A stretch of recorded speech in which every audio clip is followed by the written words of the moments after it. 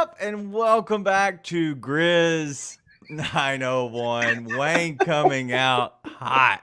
I must be back because we lost the game. Listen, I wasn't supposed to be here.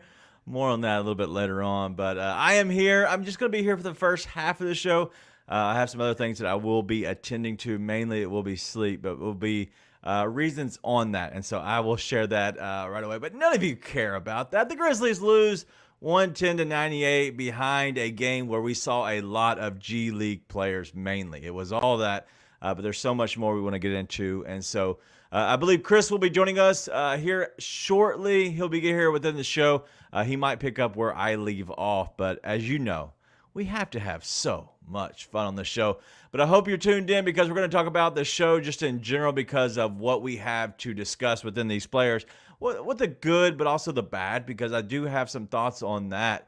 And then the second half, we're going to get into the Grizz trivia before I really pass off the show to these two knuckleheads. But you know how it is. Let's get to it, baby. Chris is here. That is all messed up. I have, why did it go to that? I fixed it, Dad. Don't worry. Welcome home from your trip where you were clearly having too much to drink in the mountains by yourself. King Niche remembers last night. You were in the comments trying to turn this away from being a family show is what you were doing last night. Listen, I was not naked last night in the bed. I wish I would have been. But I was fully clothed. But that's it. Listen, the Grizzlies, they end up losing and 110-98 to the Charlotte Hornets. But it was a game that all of us could just quickly forget, and as the Black Ninja DJ says, is 20 turnovers. Yikes!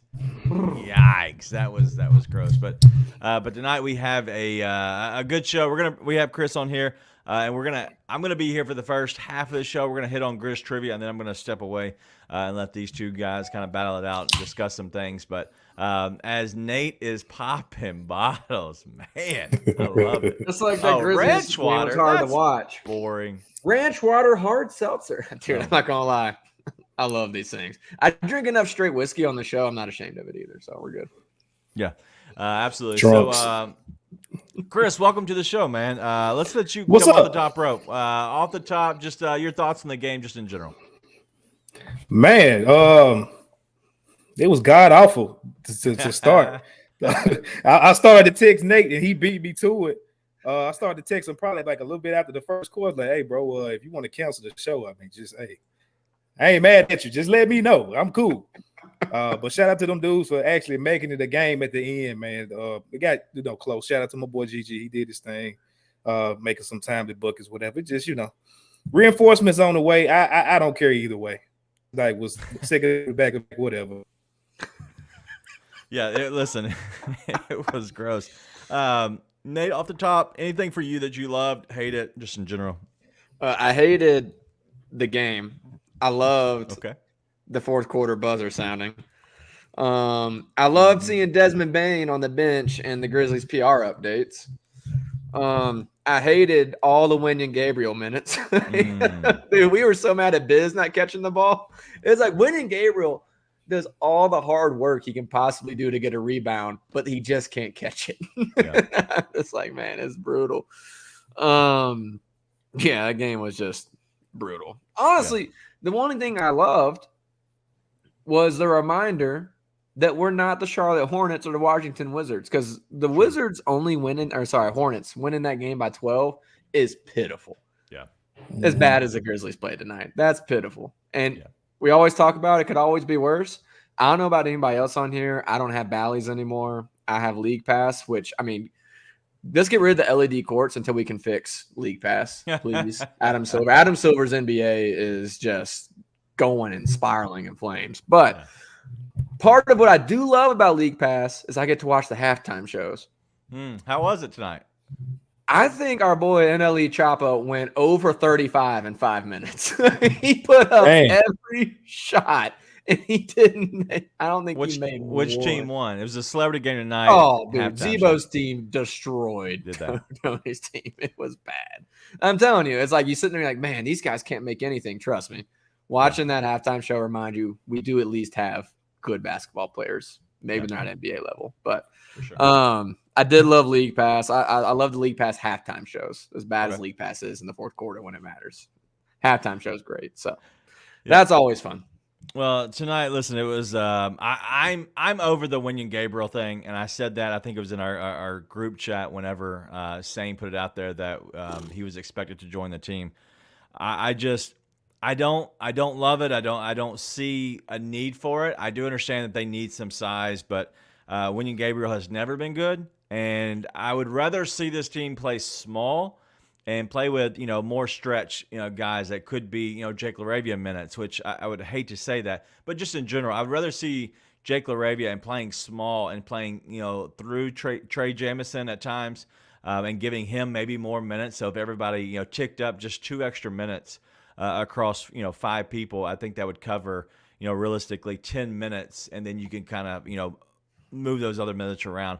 I just don't see he's a need. He's not guarding defensively, their bigs. It's really always our big of Trey Jamison, or it is Santi just in general.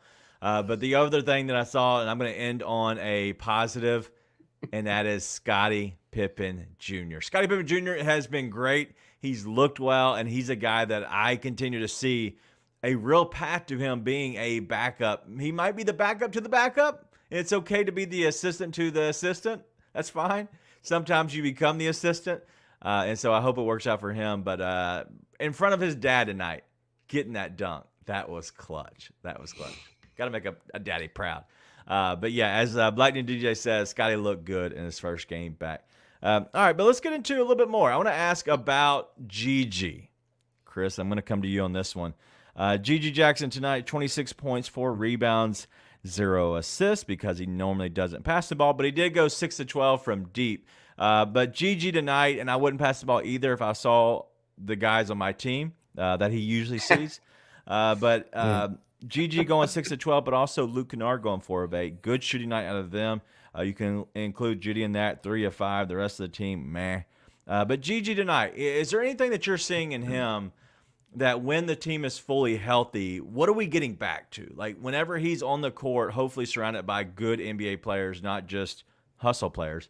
Like, are you seeing the good things that we should be seeing within Gigi and his game, just kind of growing?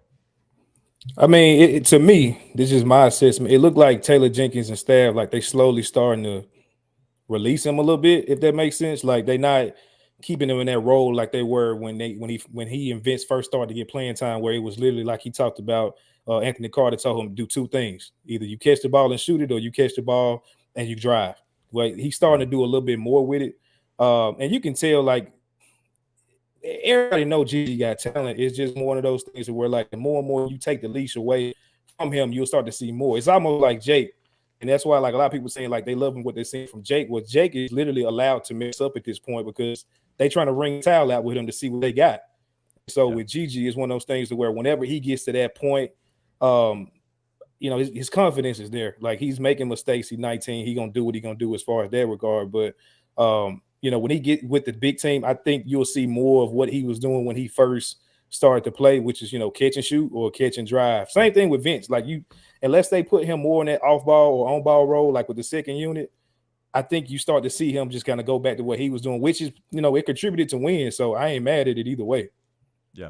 No, I agree with that. I think Gigi is playing well enough, but you can see he's kind of lost out there with these guys. And listen, I would be too, because most of these guys have never played well together. And so that's what I attribute to all this. But your thoughts on Gigi, Nate? There's no space.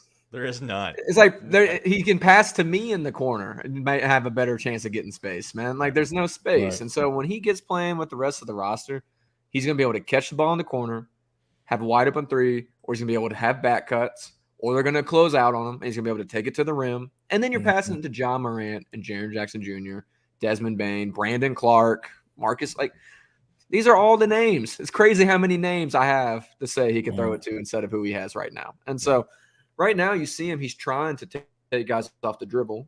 He's learning to do that better. He's learning how to get that flow of the game. There's nowhere for him to dribble.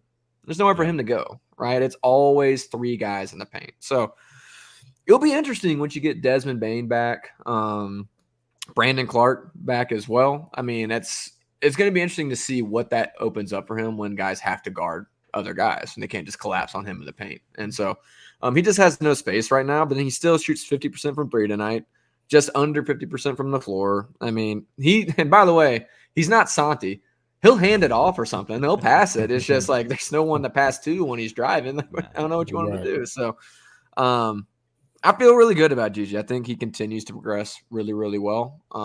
The only concern is can that 3-point shooting get more consistent, but he's still shooting really, really well. And again, he's doing it with zero space to operate. So you can't be more happy about what you're seeing from Gigi, especially considering what was supposed to happen this year with him. It's been awesome. Well, as the Black Dude DJ is saying, he's starting to really understand the spots. Like, and as you learn, as any basketball level, you learn what are the spots that you feel the most comfortable within your shot. Whether it is, that if it is the perimeter three on the wing three, or if it is a corner three, or if it is the elbow of the lane, like where is that spot for you? And so I'm starting to see that with him. He's starting to find those spots, and he's starting to be more on that perimeter, and it falls down to the corner a little bit, and that's where he's kind of flourished from. And as King Meeks is saying, sixth man of the year next year, listen, I'm not saying that's impossible, because the way they vote on this stuff, it just is so stupid. But I do think that there's a possibility if he does grow, just kind of unleashes himself, because he's going to have those backdoor cuts that Zaire had, right? If we're seeing if Zaire can be that, if Zaire can be good in that role, Gigi can flourish. Okay, let's just be completely honest, because Zaire is not good. All right, but let's go to the other guy I want to talk about, and this is going to be Chris's favorite guy, and that's going to be Luke Kennard. Luke Kennard, 17 points, 4 of 8 from deep tonight, 4 rebounds, 3 assists. Put one out there and pour one out for the white guys. Luke Kennard here. Chris, what's your thoughts on him? He's just so damn inconsistent. It's getting on my nerves, man. Golly, when you got a team full of guys, Luke being able to just shoot, just shoot, it's gonna be great if it happens. Yeah. It's just so inconsistent, man. He got potential. It's the same thing we say about a lot of guys on this team, and it just irritates the hell out of you that he just will not tap into that potential, and especially with this time. Same thing we talk about with Santi all the time. I hear y'all talk about it. I talk about it as well. This is prime opportunity, bro, for you to show your whole bag. Yeah. And he the last few games he's been doing some passing, and playmaking and things like that. But bro, you are a shooter. Yeah. Yes. Please shoot more than what you're shooting right now. The other night he had 2-3 points or something. I was like, bro, this is terrible. What are we talking about? Well, the whole reason with Kennard is he can't be a main contributor on a team. He just can't. He can be a guy that the ball finds its way to and creates kind of that stretch of, and that spacing of the team. He can't be, the main guy who's getting the ball and has his hand. His usage rate does not need to be there at all. He needs to be a Klay Thompson 4 dribbles a game type player if he really wants to excel. But I know that Nate, you've been laughing about it, but we have this. Chris and I have had that, which I'm not a huge guy on Luke Kennard either. I think that you can replace him, but thoughts on his game just in general at what he's played, because I do think that he has played better ever since I think those back-to-back games against Portland. Luke has actually turned around, and I think he's played much better as of late. Yeah, I mean, he's not going to be your main guy. It doesn't matter who you have out there, because he's not going to take guys off the dribble. And I'll be honest, I've seen him shoot contested threes and been finally, and then it gets swatted every time. It's getting blocked, right? He has to have space. He's not a guy that can create space or shoot over guys. It's just not what he does. So I think we've seen a little bit more from Luke. I don't think we've seen as much as we would like to see more from Luke, but it's the same thing. He is the ultimate when he gets the other guys back type guy, because he just has to operate in that space. And so it's the same thing. He only has 3 assists tonight, but if he's passing to Desmond Bane this weekend, then I bet you that number goes up. It's just one of those things where, he's not blown the roof off with an expanded opportunity. At the same time, I think the same thing I thought before. He is awesome at the thing they need him to be awesome at, which is shooting threes. He's still shooting 45%. He started 2 for 18 from 3 or something this year, right? When the season started, and he's still second in the league or something like that in 3-point percentage. And listen, if you want to replace him with a guy like Daniel, get hate on, or Garrison Matthews, was that the one you want to replace him with? Yeah. Listen, if you want to throw in insert honky 3-point shooter, go for it. Like I'm not going to be mad about it because he doesn't do anything else. I mean, you see him anytime somebody gets blown by and Luke's a help defender. It's a wrap. Luke's like, look at me. What do you want me to do? it's like that's every time. So it's like, if you want to do that, sure. But at the end of the day, you can't get rid of Luke Kennard and not replace somebody that shoots a 40% clip from three because you need that with the team. 38%. Thank you. That's all. That's my argument every time, bro. Like as long as we getting somebody 37 to 38%, I don't see the big. But it's the same thing. Who are you going to go get? That's the issue. And honestly, and I'm going to start this conversation, even though I love your comment, King Meeks, Timu clearance, Mike Miller. I believe in you. Damn. But I will say that you can't replace a guy like Luke Kennard in the same role with Lamar Stevens. You just can't. And I'm going to go back to you, Chris. Agree or disagree with that?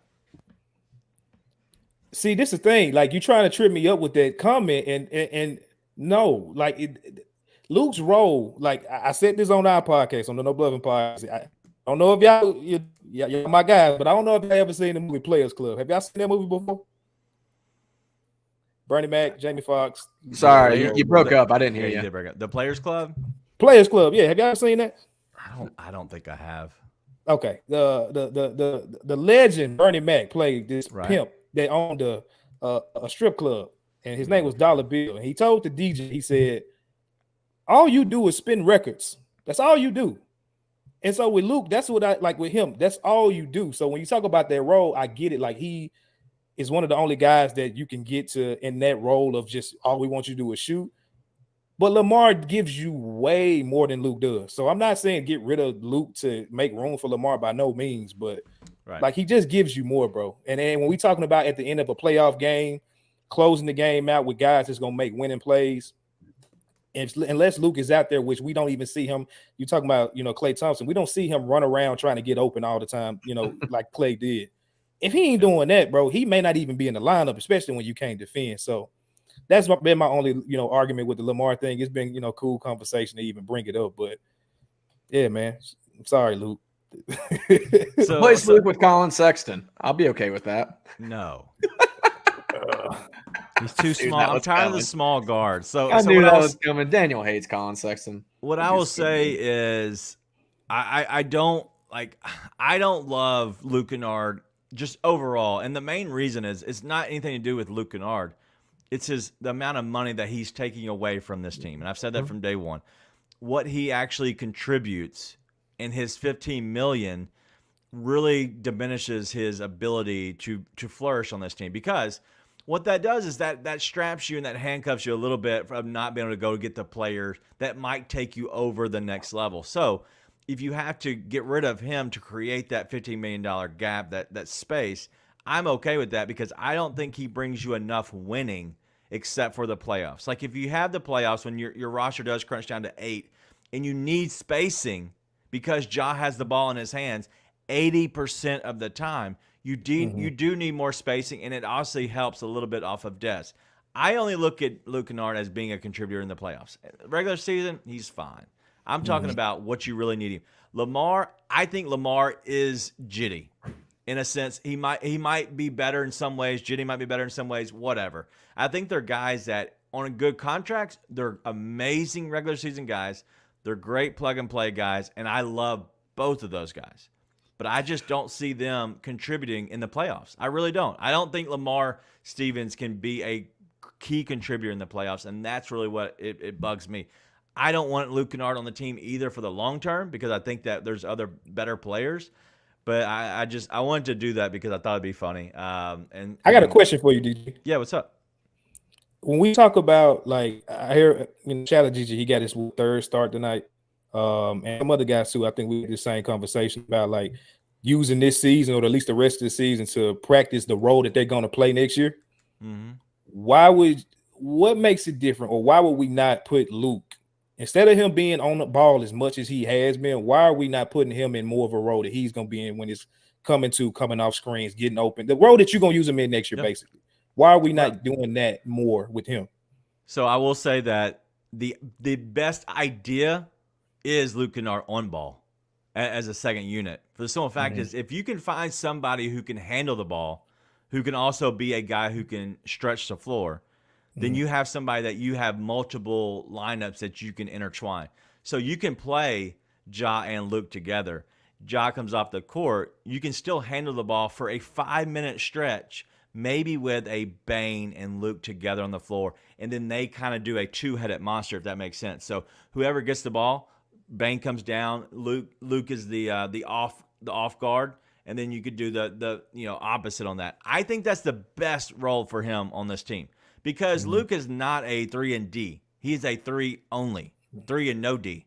And so I think the best option is for him to be a guy who could be a good point guard. I just don't know if he can push the ball up the court. That's the only thing I see. If Luke could be a guy, and even Gunnar Shooter saying that Luke Kennard is a good PG. Listen, he can dribble the ball, and he can get from one end towards the half-court area before he passes the ball. Yes, most NBA players can do that. I'm talking about a guy that can catch it on the run, dribble, get by two guys, then create that motion on the offense. And I think that's when a different type of point guard. But to answer your question, I think that's what they want him to be. I just don't think he'll ever be that because he can't push the ball. And that's really what I'm afraid of is that. And he's got no defense. And so that's what I see. Nate, anything else you got on that? To Chris's point, if you can replace him with like a microwave guy off the bench that only shoots 35%, but you're getting a skill set like a Malik Monk, I'd much rather the money be used that way. It's the same thing. I don't know who you go get. Like Malik Monk's unrestricted this offseason. I have a hard time seeing the Grizzlies get him, if I'm being honest. I think he's going to get more money than we're willing to give him. I think the Kings are going to put more money than anybody to get him back. So it's like, who's that going to be? But you got to get a guy they just respect from out there, right? We can't have anybody that's like, hey, we're going to shrug off him like they did Dylan in the playoffs. So if you get a guy that's a different player type, but has the same respect and provides the same spacing for the guys that matter, but maybe can like defend a little bit and help defense, I would much rather the money be spent there instead of with Luke. It's just, what's the move? What's the move to do that? All right, let's ask this question real quick from Ethan because I think we're getting close in on a little bit of my time. But I want to ask what Ethan's question is: who do you see as the best 9-man rotation for the next season? And would you include a centerpiece? Like you can include this and manipulate this lineup however you want. You want to take guys off the team. You want to bring in to be determined center, to be determined trade asset, to be determined draft asset. If you had a best 9, Chris, I'll let you go first on this. Who would you include in all this? And let's start with 4. All right. So we have Ja, Jaren, Bane. Let's start. 3. Let's start with 3 because I don't know because Smart could be obviously moved. So the next 6. So you have Ja, Jaren, Bane for sure. Next 6. A championship team. This is just me. I think this lineup can get you a championship if healthy. You got Ja, Bane. I'm gonna go Vince as your starting 3. Jaren starting 4. Which I'm going back and forth on that honestly because I know a lot of people is kind of talking about it's a possibility Jaren could play the 5 next year. In the ideal world, and I heard y'all talk about it too. In the ideal world, if we get a top 3 pick and we can get Mikal Bridges with some extra picks and bring him in. Put Jaren ass at the 5. I'm sorry. Okay. Put him at the 5. But I was just going to say, we're going to leave it like this. Jaren at the 4. Insert center, whoever it is, they're going to go get somebody. I'm going to say Marcus Smart. You had a conversation with him, and he's going to be your 6-man person or point off the bench. G.G. Jackson, Brandon Clark. Santi Aldama. You have 8 players right now. Man, you almost made me cuss. Right now, Chris has Ja, Bane, Vince, Jaren, and a center to be named later. And then the next 3 off the bench would be Smart, GG, and Clark in no particular order. And he's looking for a 9th player. I'm going to say Luke. took Luke over Lamar Stevens, ladies and gentlemen. I want to go to Nate now because I'm going to let that one sit. My center is going to be Lamar Stevens. Listen, he brings the Dillon defense. That's the biggest thing I like about Lamar Stevens is you can put him out on a wing and then you put him on Cat or whoever it is. I think he's guarding Giannis that one game. I'm like, yeah, give me that dude 10 times out of 10. So to be clear, I'm in love with Lamar Stevens. I want him to be on the team. Same. Yep. Very much. All right, so we're going Ja, Jaren, Bane.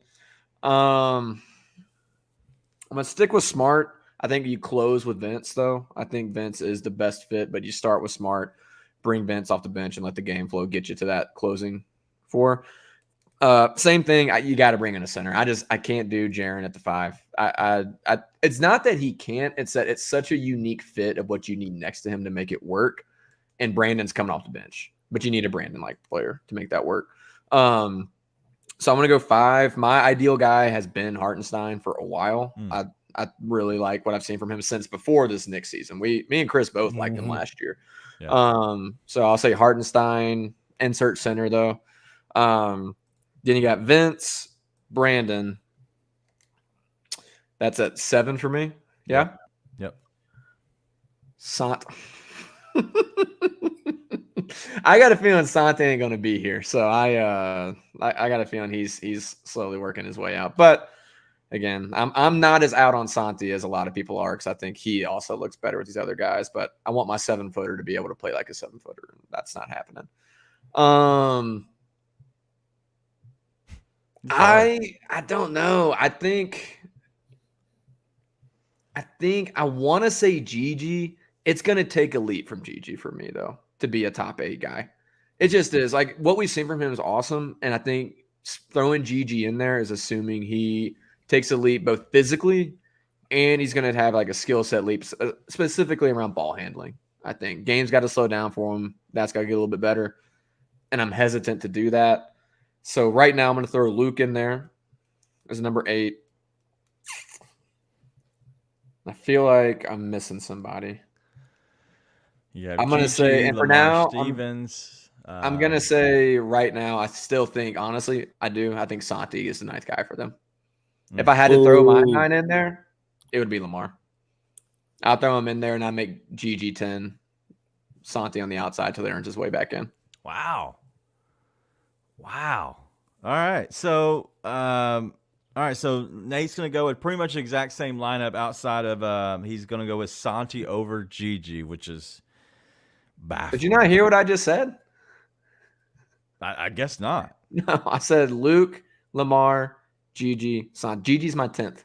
So you're not going with Brandon Clark? Oh, we got I threw Brandon Clark in there already. Then you got too many guys. All right, so you have Ja. I just said Gigi's my 10th. Oh, so you went Santi over Gigi. No, dumbass. I said I'm going 9. Luke is my 8th. Okay. Lamar's my 9th. Lamar is your 9. Gigi's my 10th. Santi's my 11th. So he cheating. Yeah, like come on now. Why? I gave you my top 9. We didn't know. You just kept naming Fine, people. We weren't sure. Gigi and Santi don't exist anymore. They went to the mountains for one minute, got drunk, came back the same asshole he's always been. Man, I never got drunk. I wish. I was trying every day, really hard. Listen, I'm down with that. But what I will say is, if this is a team that I want, I'm going to go with Ja, Bane, Vince, Jaren, and I'm going to go out and trade and get me a true 4. I'm going to go get me a stretch 3, stretch 4, kind of a big. I'm going to go get a guy that is like Bridges, and I'm going to move Jaren to that 5 spot, and I'm going to go small, and I'm still going to go get a backup center. And so my center now, just like you all had, is I'm going to move my center to the actual bench, so I can go get a guy like Drummond who can still be a rebounder. And so I'm going to have pretty much the same exact thing y'all had, especially moving Smart to the bench.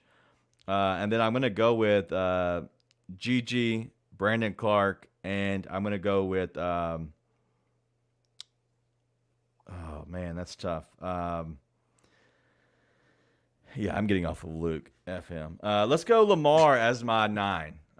Let's go Lamar as my 9. So I'm going to go Smart, Gigi, Clark, and Lamar as my 9. And then I'm going to round that out with a center, but the center's going to be on the bench. So I'll have Vince up there in the starting rotation with the center switching. So I think I might have too many guys, though. Yep, I have too many Now guys. you're cheating, dickhead. I think I have too many guys. Either way, Smart, GG, Clark. Oh, and a center. Yeah, Smart, GG, Clark, and a center off the bench. So that's what I'm going to go with. Listen, as King Mix has been hating on me, talking about I love Santi, I love Roddy. No, dude, those guys are just better than the POS that we have on the team. Most of these guys, they're just not good. Kai Jones is probably the worst NBA player you could possibly go get. Goon the shooter has been drinking since yesterday. And so, yes. He wants Poku. Yes.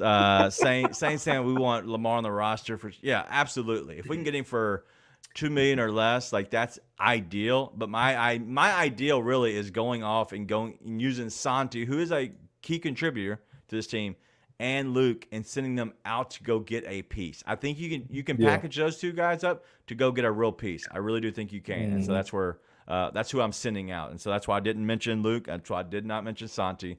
I'm going to go send out 2 white guys, and I'm going to go get a black guy. Is everybody okay with that? And I'm going to go watch the Real Players Club, or whatever you said. Do I get my black card? The Players Club.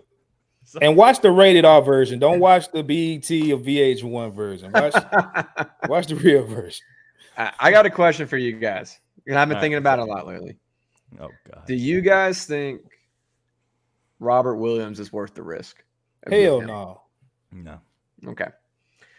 Because I said in my head, I'm like, he did so well when he wasn't hurt. But then I'm like, but he's always hurt. And so I just like, I can't. I'm like, am I crazy for not being able to get past that? Or am I crazy for thinking that maybe we should take a flyer on him? He's still getting like $12 million a year. So it's not a cheap get. I was looking at his contract. I was wondering when he came off the books, because if he was coming off the books, you could get him for cheap. But at $12 million, I'm like, I'm wondering. I don't know, man. No. My sneaky good pickup, if like this bare minimum bottom of the barrel type stuff, but I ain't mad at Nas Reed, bro. Like I know he got his little situations and things like that, but that guy can take it off the dribble. He can rebound. If you give him starting role minutes, like I think his per 36 is almost like a double averaging every single night. Stretch big to go next to Jaren. Like I'm talking like bare minimum type move. I ain't mad at it. And he makes $12 million. If you send Luke out for him or something, make it work climbing. I ain't mad at him either. Well, you're saying that he's making $12 million. Yeah, he's making $12 million, then goes 13. Then he has a player option for 25, 26 at 15. So you're not even getting to the actual Luke contract until his 3rd year, which is a player option, which I imagine you're gonna see him get to that. All right, so real quick, so I see a lot of people are actually asking the hashtag Ask Chris. Listen, I think that's great. I'm starring these for you, Nate, because I'm gonna push these off.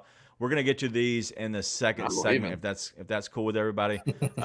So keep getting in Ask Chris for all these, because I do think that we want to ask all of our guests, and kind of pick their brain on people that they like. That way we have some fresh ideas that are coming through here, not just mine and Nate's stupid ideas that somehow end up working somehow, some way. But I do want to talk about one thing before we get out of here, and that is Streetcars of Memphis. They are the official sponsor of the comment section. We still have yet to be named. I've been thinking, I thought on the whole drive back today, I was looking at stupid billboards trying to figure out that. We're gonna keep figuring it out. I don't know if Bluff City Mafia is going to be the one, because that is really what they have over at soccer.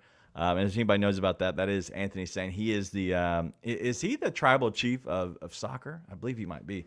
But Streetcars of Memphis, regular maintenance to your car plus all modification needs, some speakers, lights, lifts, and wheels. They can modify them all. Right now, use the code Grizz901 and receive a $55 regular oil change or $65 for a full synthetic. A huge savings taking place down at Streetcars of Memphis. Check them out online at 901-SCM or call 901-323-3332. Schedule your oil change, maintenance, or customization service today.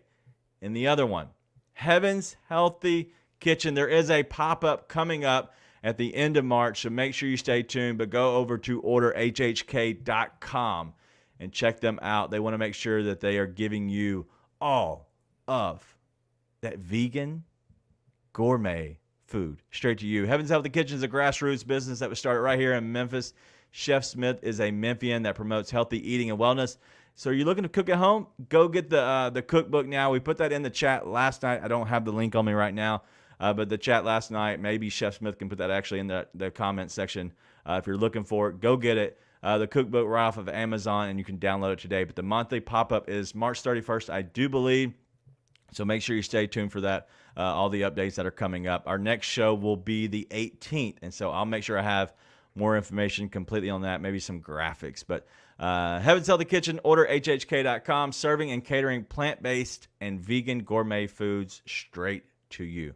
You know what's next, Nate. You got it. You heard it. You know what it is.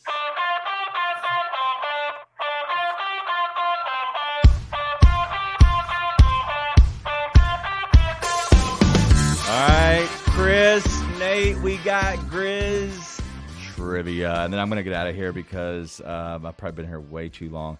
I am, if anybody knows, not to bring this completely down, my father-in-law is having emergency heart surgery tomorrow, and so that is the reason that I'm actually going to go to bed. We're going to get up early in the morning, and me and the family are going to go visit him. My wife's going to be with him pretty much the entire time. But he's having a triple bypass surgery. And so, listen, very healthy, 70, I think he's 75, 76, very good shape. From what he was told is the reason that he's doing so well, the reason that his arteries, he had 3 clogged arteries, the reason that he hasn't shown signs is because he's very healthy and good shape. So what I say to that is if he wasn't in good shape, then he probably would have been taken out just because those 3 arteries clogged and he wasn't aware. So if I could say anything, go get checked up. And so we had to end our trip a little bit early. So that's why I'm here. But you know what? I'm not going to completely dull down the moment completely for everything. We're going back to Grizz trivia. We're going to end on a happy. That's why I put that out there first. But the Grizzlies have now had 40 starting lineups so far, 40 different starting lineups so far. Tonight was the 28th or 29th, I'm not sure. That have been used just one time this season. Is that crazy? That they've only used, it's either 28 or 29. I think tonight was actually the 29th of the 40th. That blew my mind. It's gross. When I heard it. So instead of asking y'all how many it was, I thought we would keep it rolling with that. All right, so here's the actual trivia question tonight. So after Trey Jemison's 24 points, 11 and 13 field goals last night, I know you and Kenny talked about that, Nate, against the Wizards, which was his former team. He played approximately 1 minute for. Shame on them. He doubled his career high of 12. Trey Jamison made all of his field goals in the paint, scoring 22 of the Grizzlies' 66 paint points. So shout out to them. But my question is, I am trying to find it now. Where is it? I just lost it. I can do it. Nope. What is? Hold on. Okay. Sorry. So he became what different leading scorer of the season? Did you already discuss this last night, Nate? No. All right. So so Trey Jamison has now, he led the team in scoring last night. Of all the many players that have led the team in scoring, what total player was he to lead the team in scoring? Because tonight was Gigi. Gigi's already led the team in scoring before. So if you had to give a number, what different player would he be to lead the team in scoring this year? How many players did they play for us this year? 29, 28? There's been 40 different starting lineups. I think there's been 30 plus different players. I'm not exactly positive. But he will be this number different player to lead the team in scoring this year.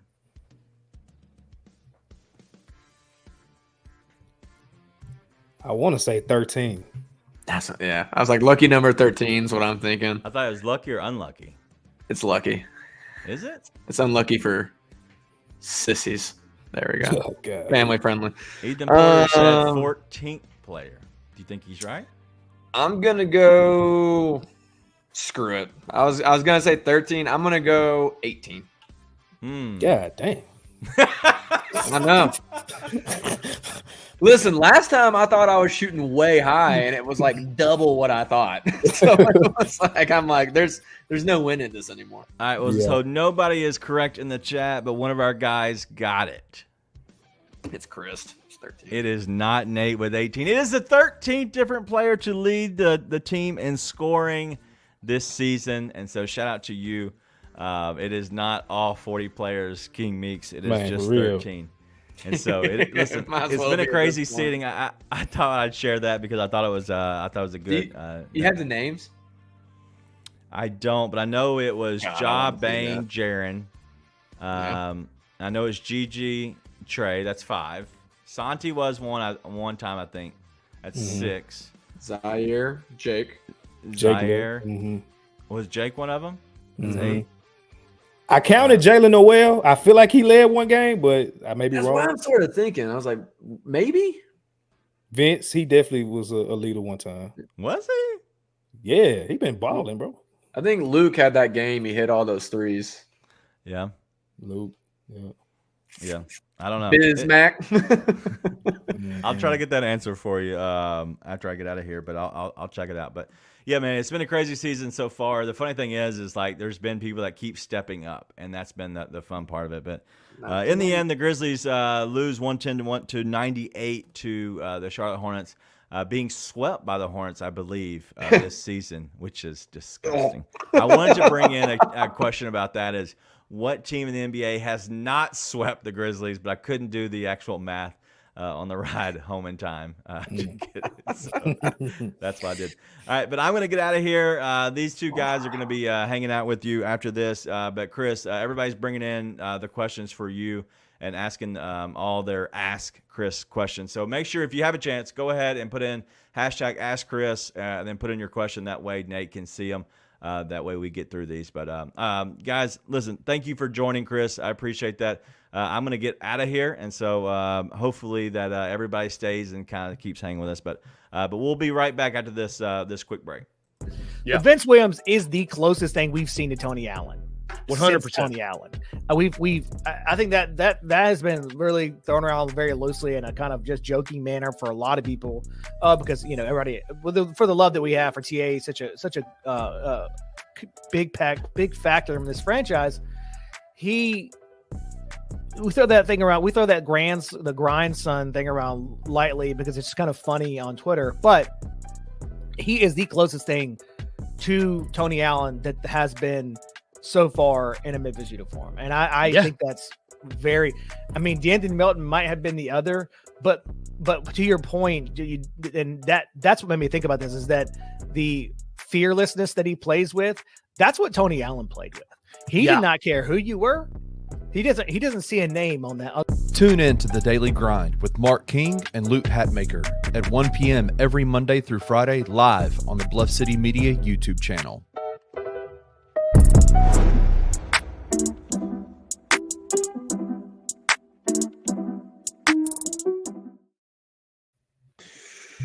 Welcome back to the show. I'm not tired. You're tired. But we're back here with Chris Ingram of No Bluffing Show. And now we get to actually have fun because Daniel left. And, that game was not fun tonight. The Grizzlies have a whole lot of work to do. A whole lot of work to do. It's part of the roster, but there's a lot of work left to do. And speaking of work, you know what I hate is yard work. But you know who doesn't? Is Pews. From flower shops to commercial landscape maintenance, Pews has been around for 30-plus years servicing the Mid-South. But did you know that Pews also does residential lawn care? Pews Residential Spray can take care of all your weed control and fertilization needs. So you want to create that perfect weed-free lawn? Then call Pews Residential Spray today for a free estimate, 901-633-2118, and let them know the Grizz 901 crew sent you. And remember, with Pews, small company values. Man, after that game, some of these games leave me hoping someone will bring me some weeds, not taking out of my yard, because I could use it to help me get through these games. But Chris, I was halfway going to just ask you about NFL free agency when we got here, but Daniel came and we actually talked about basketball. So I know you're a Broncos fan, so it's kind of hard for you right now, just clearing cap space left and right. But got a lot of fun stuff going, man. We got a bunch of these things in here, but I do want to bring up one question, and we're only going with one guy. It can be anywhere. Good, bad, in between. But I want to ask you the same question I asked Kenny last night. And just go with it can be someone completely random or the strongest feelings you have about a guy. Who is one player on the Memphis Grizzlies roster, other than obvious ones like Gigi and Vince, you've got some really strong feelings about? And again, it could be really good, really bad, or just kind of like, hey, I feel like this guy really should get the roster spot, other than some of the obvious ones. Just one. Just one. Get Santi off my team, bro. I knew it. I was like, is he going to bring the Santi hate back after last night? You're in the chat trying to get me riled up. Get some. So back before Grizz 901 turned into a post game show, back when they would just twice a week uploads, the OGs. If you know, you know. I did a couple guest spots with you and Daniel here and there, and my feelings about Santi this rookie year, I ain't cut him no slack, bro, like at all. I was like, I'm out on this dude. Like the hype I don't get, and then he goes to summer league, and I was like, he was getting easy around the basket, points. I wasn't really thrilled, but he had high point total, so it was cool, I guess. And he shut me up in his second season. He really did. Like he played great team ball. He played his role amazing. I had to take I had to take it back. I had to eat my words. Which I wanted to do with Dylan Brooks, but I couldn't. I tried. So I owned up to it. I said, "Hey, Santi, I had you messed up, bro. My bad. I didn't know your game was like that." But he comes out this year, bro, and it's Dylan Brooks 2.0 to me. Like it's too much go to hell ball. And I understand people say like, he's put in a position where like he feel like he needs to shoot. I was just having a conversation with my dad earlier today about Santi. We were talking about the Grizzlies, but Santi came up and he was like, he feels like he probably is the person that, since ain't nobody else shooting it, we got to steal Luke's dog to get him to shoot. We might as well put it up himself. And it's like, well, who's telling y'all to do this though? Like I heard the same excuses with Dylan. Like he's the only one that's gonna shoot. Like who's telling him that? Who's giving him the green light to do this stuff? So fair is fair, and Dylan Brooks is playing with John Morant and Desmond Bain and Jaren Jackson, and Santi's playing with Jake LaRavia and Jordan Goodwin and Ty Jerome. Like it's different. But I'm gonna be honest with you. I do think Santi, if you get this roster back around him, I think Santi looks a lot more like he did in his second season. I feel really strongly about it. Same time, we need bigs. And I said this again and again and again last night with Kenny on the show. It's great to have a 7-footer that can shoot. The benefit of that is you have a 7-footer who can shoot, who plays like a 7-footer. And Santi, it's almost like the reality of what people would trash Powell about. It's worse. You know what I mean? Like people would trash Powell saying he's too Euro, he's trying to be soft. And I'm like, man, Santi's actually always Euro stepping. He's actually always pulling a move. Like Santi, he throws him down off wide open alley-oops or cuts to the basket. He's not bullying anybody. And again, you don't have to bully people. You don't have to just sit there and be pushing people around like an Andre Drummond would, like a Steven Adams would. But man, I just don't see the size. Now, same thing. I feel like he doesn't fit the way you'd want him to fit. I do feel really strongly he looks better next year, and he looks a lot more like year two. So I'm not completely out on Santi. Like I know you are, like a lot of people are, but at the same time, man, I there's no single person on the team I've been more disappointed with this season. Because it's the same thing, talk about Luke not taking advantage of his opportunity. I'm like, Santi had every chance in the world taking advantage of this, and he's a guy I think should have more. So I was wondering what direction you're going to take it. I knew the answer, but I also know you were in the show last night hanging out with us in the comments, and I thought you might take it somewhere else. It don't change. Hey, I know you said one. I ain't going to go into a spiel. On the flip side of that, if somebody I'm positive on, it is Stevens, bro. And I'll just leave it at that. Of course. Yeah. If you're not in on Lamar Stevens at this point, I don't know what you're watching. Now, I'll give one just a little bit different from last night because I said I was excited about this, and then we got to see it tonight. I feel really strongly that Scottie Pippen Jr. is a backup point guard in the NBA. Oh, yeah. Like he came back from the back injury and immediately looked like a true point guard, much more than anybody else has been filling that role. I loved what he was showing before he went out with the injury, and for him to come back from a back injury, and back injuries are no joke, and immediately fill in that role, I've seen enough. I've seen enough that if they want to put him on some kind of minimum contract next year, not much money at all, but you have yourself a true like backup point guard / third guard that there's no real drop off with. Right. I'm in.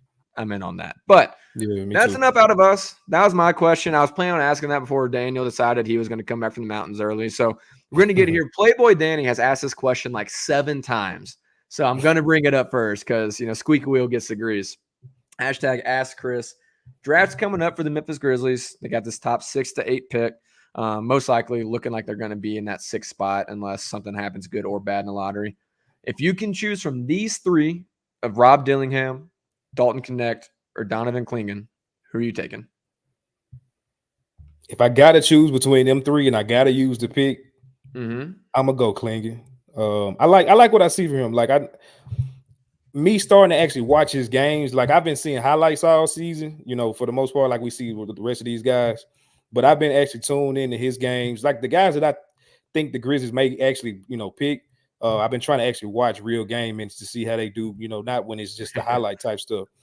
And I like what I'm seeing from him, bro. Like on his highlights, for whatever reason, his foot speed look a lot slower than what it is in real game time. He can recover defensively. The dude can pass. He tall and lanky as hell. Can pass out of the post, out of the from the free throw spot. Like if he gets the ball, sets the screen, gets the ball, holds it up. Yeah, he got great court vision. I like what I see from Clingan, bro. I really do. Yeah. And so if they decide to keep the pick and he's in that range, if they don't trade back, get him. I'm not mad at that. The other 2, Dalton Connect is great. Like he's amazing, but where he gonna play? Bench scorer. I have been so in on this, and I do not watch college basketball. Notoriously do not watch college basketball. Like I became a fan of basketball going to the Pyramid, watching the Tigers play, but I'm an NBA guy now. To be honest, I barely have time to watch these Grizzlies games. So I'm trying to make time to watch these college games. It's just not happening. But I text one of my buddies who is like a massive Tennessee fan, and he's actually my friend, which tells you he's a good guy because I'm not usually friends with Tennessee fans. They're not my type of people typically. But I text him and I'm like, okay, I got to be honest. I'm hearing all the hype about Dillingham, about Reed Shepherd. I'm hearing all these guys. I'm like, every time I look up, Dalton Connect's dropping 40 on someone in the SEC. Is he like, am I missing something about him being not awesome? He's like, no, dude, he is exactly as awesome as you think he is. And so when you tell me you got a guy that he's not the biggest guy in the world, but he's long for his height and he is a big dude, and he's dropping 40 in college night after night in SEC play, I'm like, why wouldn't you take that guy? And I had Sean on the show last week, and I was asking him about this, and I was not in on a big, and I said, you know what? I'll take a big as long as you tell me I'm not relying on a rookie center next to John Morant and Jaren Jackson and Desmond Bane, because you need a guy that's just going to do his job and be established. I don't want any growing pains. It's time to win. Yeah. So I'm okay with drafting a big if you're not relying on him. But I'm like, but why wouldn't you just go get one of these scorers, where it's a Reed Shepherd or a Dillingham or a Connect? And you get these big dudes that can shoot and can score. It's the same thing. It's why we love Gigi. So, man, Gigi obviously is massive. He's not just big. He's massive wing who can score. But, man, getting a big guy like Connect would be awesome. And then if you get either one of the Kentucky guards at this point, you need microwave scoring off the bench. It's the same thing I said about Luke. So I have no issue. I have no issue with the Donovan Clingan. At the same time, like when I see a guy dropping 40 consistently in college, or 30 plus, I should say, he's probably only dropped 40 twice. Yeah. I'm like, why would you pass up on that guy? It just feels like something everybody's going to look back and be like, what were they thinking not drafting that guy? So we'll see. And as saying in the chat, it's always good to appear longer than your length. Absolutely. Yep. Bringing back the girth conversation. Just turn them lights off. Listen, Grizz 901 After Dark is when Daniel's not around and we talk about things like length and girth and, just good basketball, good quality family basketball. Yeah. All right. Question for you real quick. Yeah. What has the Grizz front office given you any type of inkling that they're going to go get a scorer type guy? Oh, I mean, it's not something they've done. Yeah. That's my only thing. They're going to move back in the draft. They're going to trade that pick. But if they're picking 6 to 8, go get it. And at this point, it's a little bit of, if you can't move that pick, and here's why I feel better about it this year. If you can't move that pick to go get a guy that's either a wing scorer or more likely a true big that you can put next to Jaren and can contribute. Yeah. That's it. That's the need. That's the need. Unless, I mean, if they drafted a center, I could see them doing it. It just makes no sense to me. You have a better chance committing to Jaren at the 5 if you're going to do that, in my opinion. So there's a little bit of, if they can't trade that pick, what else are you going to do? Like, that's the need. That's what you need, right? Even if you talked about that 9 we had earlier, that's a solid 9. Who's the scorer, the true scorer out of that? Like, in theory, Gigi, if he's able to take that leap, that, again, it's not anywhere out of the realm of possibility he can. But you could still use another bench scorer. Everybody could use some scoring off the bench. And the Grizzlies, especially if you sign like a Lamar Stevens, you got Marcus Smart, Vince, Jaren. Defensively, I'm just not worried outside of the 5. So you're right. I'm like, I don't know what else you have to do, right? It just doesn't make much sense. So you're right, but I'm going to live in my fantasy world until I don't have to anymore. I'm with you, brother. First one, in King Meeks. I want to bring this up because I think we might already have the answer. Hashtag ask Chris, who do we need for a backup point guard? I think they're on the roster already. Unless you, like we said, unless you go get a Dillingham or a Reed Shepherd, I think they're there. Even then, I don't think those guys are the point guards. Yeah, I think they're playing more of a 2-guard role if you go get those guys. So I'm with you. I think you kind of have Smart playing that role. Derrick Rose, who I'm assuming will still be here next year. I hope so. You got guys like a Scottie Pippen Jr. So I think the options are already there. This is a good one. I think I'm trying to choose one of these two. I'm gonna go with, because I already know what you want to do with that one. So I'm gonna go with this one. Hashtag ask Chris, with a mention of Nas, what about Obi Toppin and Patrick Williams as possible options?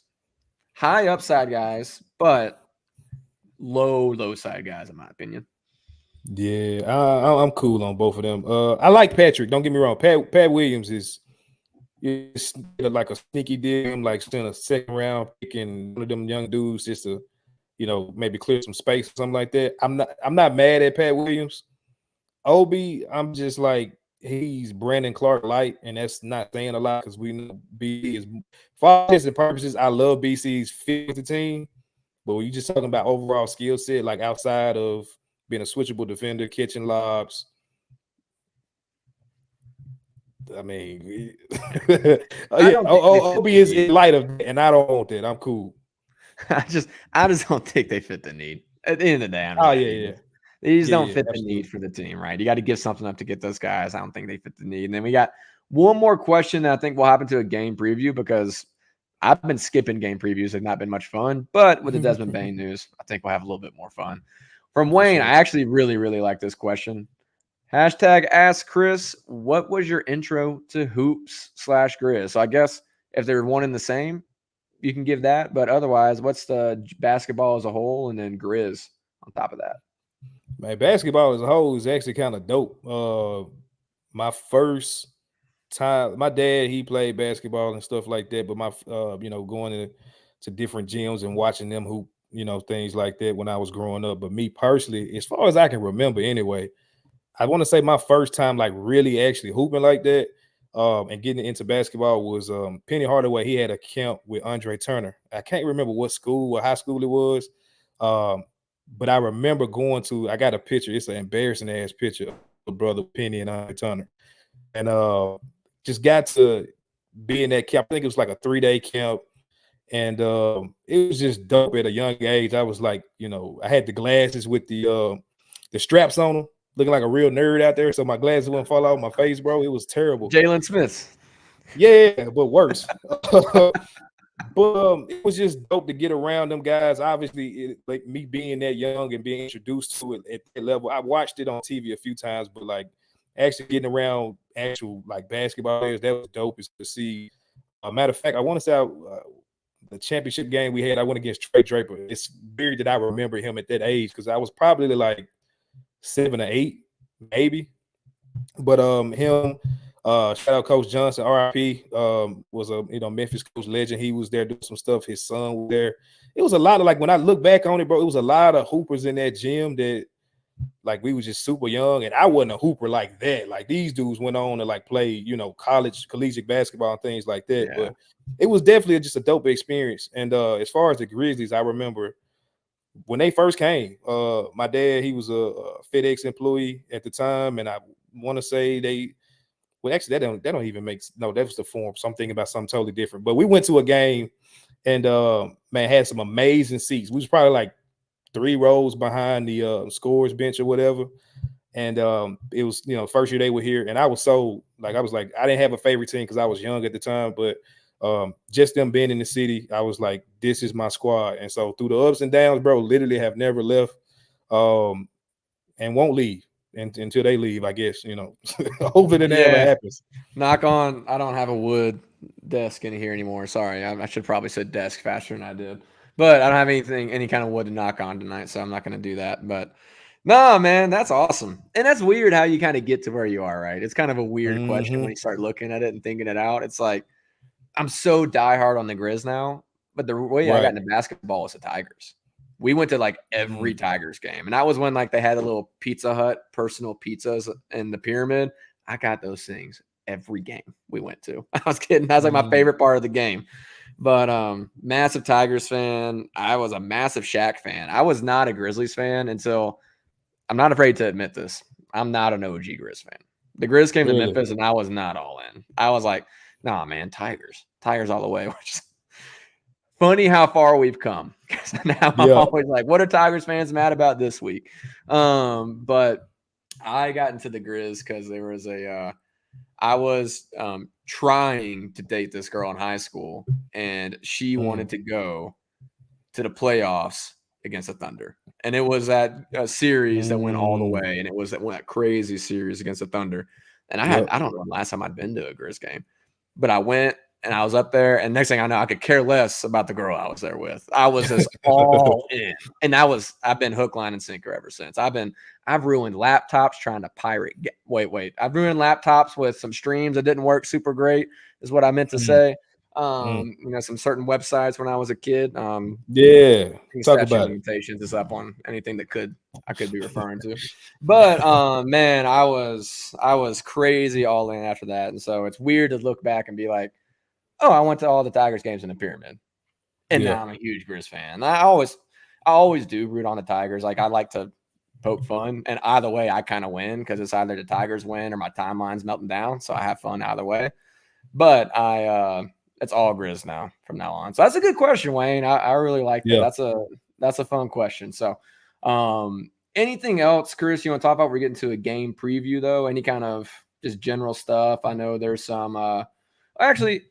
Nah, I'm going to skip that one because I know who you want, actually. That's a good question, but Chris has been a big Hartenstein guy for forever. The question was, who do you want, Hartenstein, Claxton, someone else in free agency or draft? So, bro, I'm switching. Would you believe?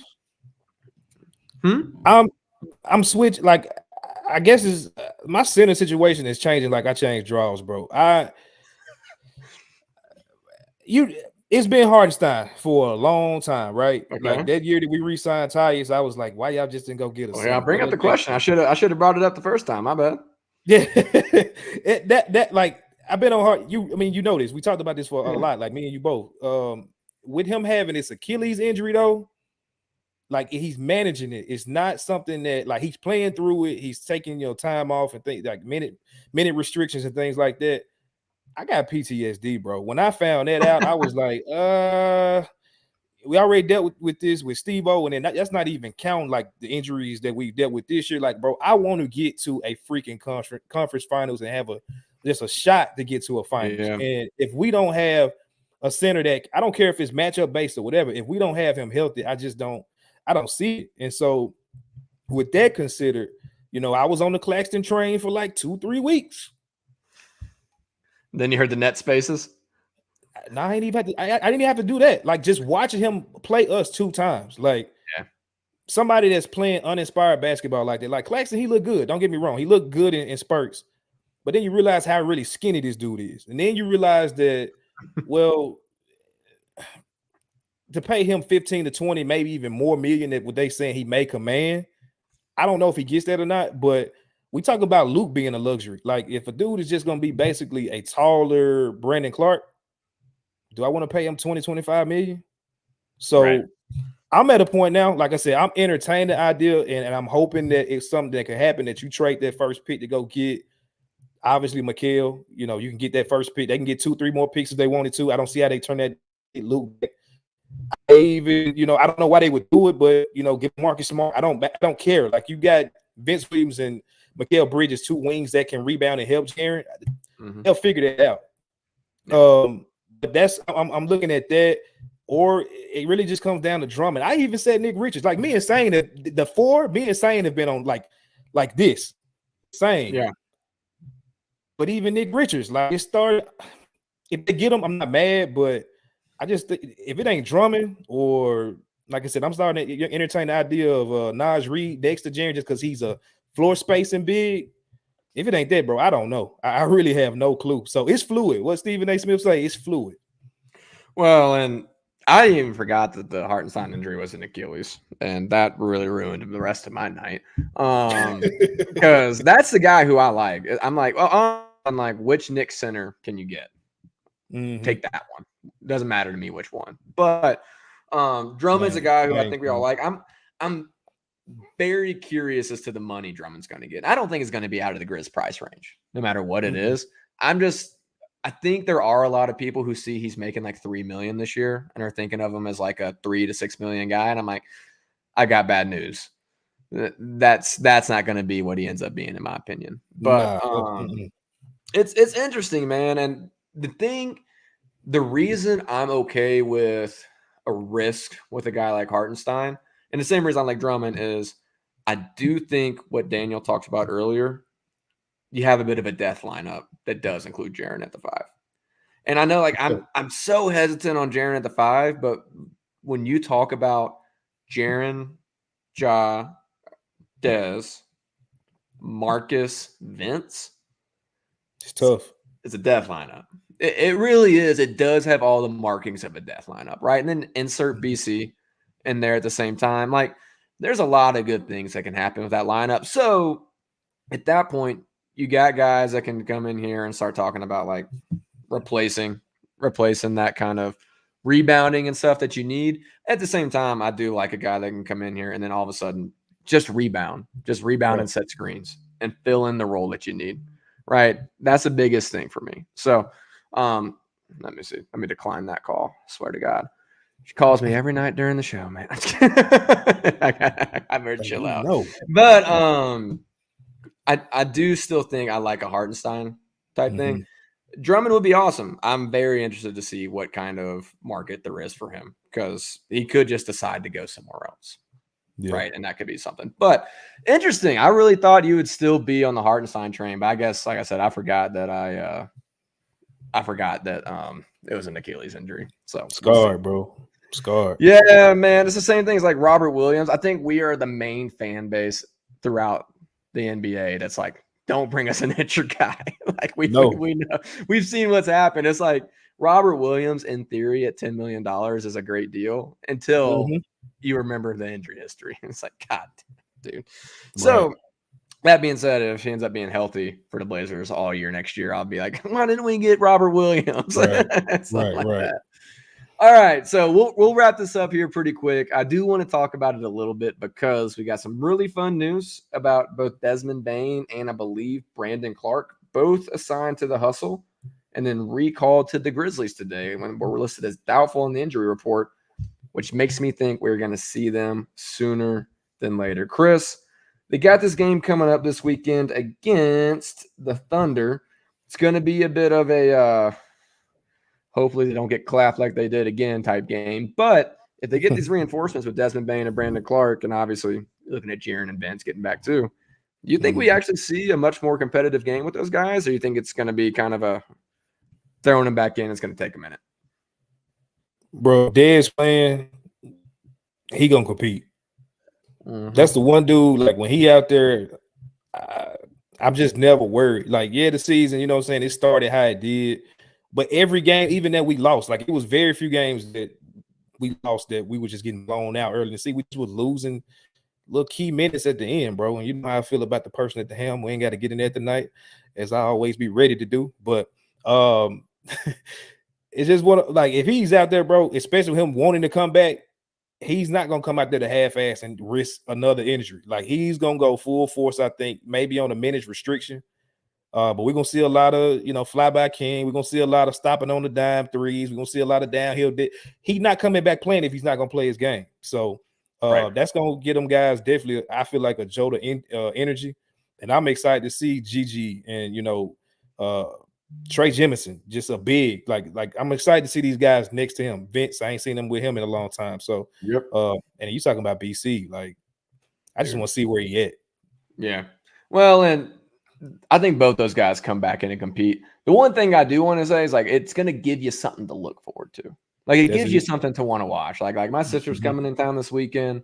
I'm like, oh, whatever, I got to miss a Grizzlies game. Oh no, I don't get to see Jordan Goodwin play. But at this point, I'm like, hey, we're going to put the game on while we're eating dinner if Desmond Bane's playing, right? It gives you something to want to tune in for.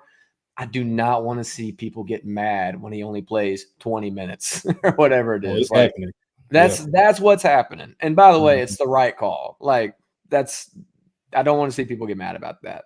The one hesitation I have is that BC's coming back from an Achilles injury. He hadn't played basketball in a year plus. There's going to be rust for that.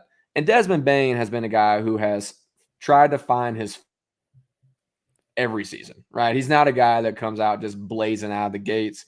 His shooting usually takes a minute to pick up. It usually has to get that. So he's going to come out and compete, and he's going to play hard, and I think he's going to be great. It would not surprise me at all if he has to knock some rust off. So we'll see that. At the same time, that's the same thing we talk about. G.G. Jackson gets to now catch the ball on a court that has Desmond Bane and Jaren on it, and like actual like NBA stars, right? So spacing. Yeah, it's going to be fun for everybody to be able to play in that environment. So I'm super excited about it. If I had to guess, I got a feeling they still probably drop the game on Saturday, even if those guys play. Be honest, we do have a betting market that comes in and watches Daniel. I don't know why they would watch me. I knew nothing but lose money, but I don't want to encourage anyone to put too much money where they want. But hey, last time Kenny said to put your paycheck on the Grizz and they beat the Bucks. So maybe you should. We'll see what happens. But any thoughts about that game? If those guys play, you think they have an actual shot to win, or you think, hey, it's fun, but they're probably going to drop it? Yeah, I mean, they came out fat, bro, because they competed last night. And the guys they playing with, like, those ain't every night guys. They can get up for games. You know what I'm saying? Like, Jemison, the old team, he had a reason to get up yesterday and just bow them guys and get to his spots and have a hell of a game. And I'm loving what I'm seeing from him lately. You can tell he's starting to really get comfortable a little bit. Give him a little rest. I think with them just having the excitement to have one of their leaders back on the floor, I can see it where they come out. And, I mean, them guys, they play up, bro. They definitely play up, and they have already lost to them a couple times. And I'll just be honest, I'm sick of this fugazing that's going on with OKC myself. Like, it's just – you talking about T-Move. You talking about DH Gate, Grizzlies. Like, it's just – bro, it's so irritating. Like, they are the wackest, lamest crew. Dude. And I love Jalen Williams, the one with the had the hair.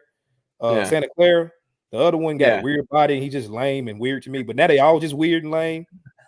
SGA's weird and lame. Like I would love it. He said he had a weird body. You can't say that. Bro, he got childbearing hips as a grown man. Like that is terrible. Oh man. Him and Grant Williams both. Oh my God. He just like Dylan Brooks light. I can't say the word I was going to say because we're on air, so I'll be quiet. He's a tall something though. I'll be quiet. Yeah, it would make me feel great for Desmond Bain to come over there and just give it to SGA and them guys. Dude.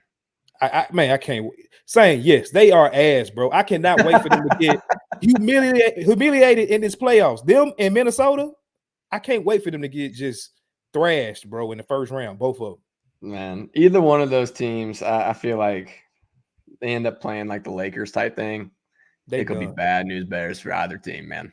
That could be so brutal for them. But nah, man, I'm with you on pretty much every point across the board.